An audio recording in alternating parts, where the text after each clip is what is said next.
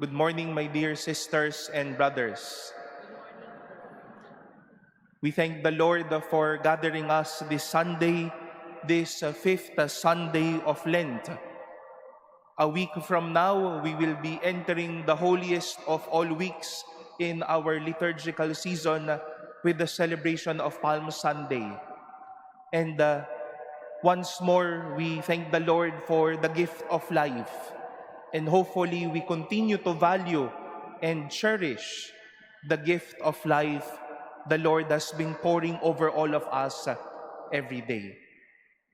Sabi ko ho sa inyo, mula ho noong ikatlong linggo ng Kwaresma hanggang sa susunod pong linggo, tatayo tayo ng mahaba-haba. No? Kaya tibay-tibayan niyo po ang inyo pong mga tuhod at talas-talasan ng ating pandinig sa patuloy po nating pakikinig sa salita ng Diyos. There's this song by a certain choir and a certain composer that has these words. Minamahal kitang tunay, ang pag-ibig ko'y sa'yo tunay. Sa aking salita, ikaw ay mabubuhay, at sa aking tinig, sambitin mo ang aking himig, at ako sa iyo'y aawit. Ang tinig ko sa iyo'y bubuhay. This is something that is so powerful in today's readings that we have heard. The voice of God was so powerful to command life to be with His people again. And we know how important it is for someone to command all of us to wake up and to be alert again. Kanina ho, gumising ho kayo. It's either because you have an alarm, baka dahil ho sa tilaok ng manok, baka ho ginising kayo, pinagtatatampal kayo ng mga magulang nyo, pupunta na tayo ng Intramuros, gumising-gising ka na. We know how important it is for someone to keep us up, to alert us. Or someone will notify us, no? Tinatamad-tamad na tayo, nagkakamali na tayo. Cheer up. We need someone to keep us awake, to help us be conscious, and to give us life once more. And this has been the promise of God in our readings today. He promised that He will open your graves and have you rise from them and bring you back to your own land. He will promise to put spirit in us that He may live, to settle us in our land, so that we will know that He is the Lord.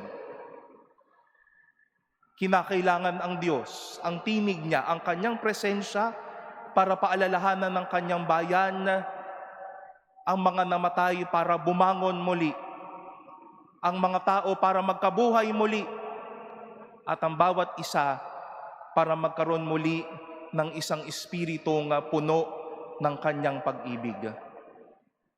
So much so in today's gospel, this story of the rising of Lazarus. Once more, the voice of God, the voice of Jesus, so powerful, so meaningful, that He would need to be there for Martha and Mary and for Lazarus himself, to wake them up once more. Magkakaibigan po itong apat na ito. Pero tila sa panahon na ng kanilang kalungkutan, nakalimutan nila itong si Jesus pala, hindi lang natin kaibigan, pero Diyos din pala natin siya. Why? Whenever Jesus would say, "Would you believe that your brother will rise again?" They believe that indeed, Lord, He will rise on the resurrection of the last day. Pero yung ngayon, hindi ho mangyayari yan. And we suppose that Martha, Mary, Lazarus may have witnessed many miracles of Jesus. Pero sa kanilang mismong karanasan na parang, Mukhang hindi yan mangyayari. And there Jesus came to them to wake their sleeping faith, to wake their stumbling belief in God and in Him. Jesus came as well to the tomb of Lazarus, saying, "Lazarus, come out." And lo and behold, Lazarus coming out, alive once more.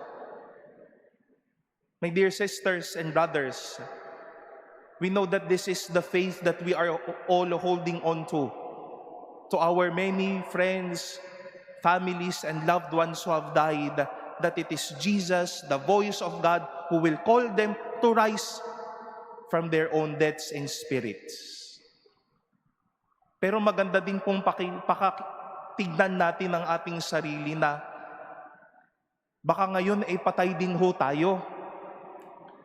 Baka ngayon din ay katulad ho tayo ni Lazaro na nasa loob ng isang kuweba, na may isang tila malaking bato sa ating harapan, na tila tayo din ay nakapalupot sa anumang hindi nagpapalaya sa atin at pumipigil sa ating maging malaya at maging masaya.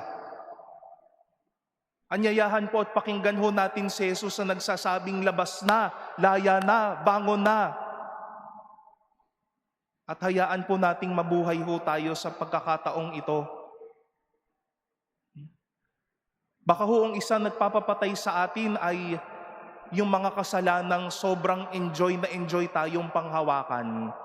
Ayaw nating hingan ng tawad, ayaw nating bitawan, ayaw nating talikuran. Baka yan po ang nagpapawala ng sigla ho sa atin araw-araw. Baka yan po yung isang bagay na tila pumipigil sa ating kamay na maging malaya at maging mabuti sa pagkakataong ito.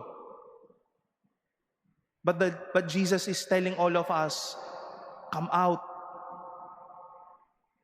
Maniwala ka na. Laya na dyan. Baka isa rin po sa nagpapapatay sa atin na ay yung madami nating kabiguan at ang madami natin pong kahihiyan. Baka ayaw na nating magpakita sa mga taong dati believe sa atin, pero dahil sa isang pagkakamali, napahiya na tayo. Ayaw na natin sumubok muli. Imbis na magpahiya ho tayo, sabihin natin, pakita ka na. Labas ka na. At doon magbigay ho tayo muli ng pagkakataon at panibagong pag-asa muli para sa kanila. Baka din ho, madami naman pong nagsasabing lumabas na ho tayo, lumaya na tayo, bumangon na ho tayo. Pero ang laki-laki rin din po ng mga bato sa harapan natin with which we would not such stones to be rolled out in front of us. Ang laki pa rin ng ating defense. Tinutulungan na tayong magbago, tinutulungan na tayong mabuhay, tinutulungan na tayong magkaroon muli ng panibagong araw. Pero ang laki pa rin ng ating panangga. But Jesus is there once more commanding, roll out the stone. And once more telling us, come out. Madami na po kaming napapakumpisalan ngayon sa mga oras na ito. And we are blessed to have heard your experiences and our sense of turning back to God. At ayan yung mga karanasan na narinig natin ng Diyos na nagsabi sa ating, lumabas ka na sa kadilimang iyan. Go out of that place. That is not for you anymore. Come out of that darkness. What is for you is life again and again. My dear sisters and brothers, let this be a beautiful reward and blessing to all of us every day. Jesus teaching and telling us always, come out. Lumabas na tayo. Magpakita na ho tayo. Bumangon ho tayo. Show ourselves up. Dahil sa Kanya po, hindi lang ito pagbangon para magising muli tayo. Pero ito yung pagbangon na biyaya ng buhay. Importante pong pakinggan ho natin siya. And let you, your voices, our voices, contribute as well to the many deaths we are all experiencing. Death because of sin, death because of our own weaknesses, death because of our many limitations. And Jesus is also inviting you.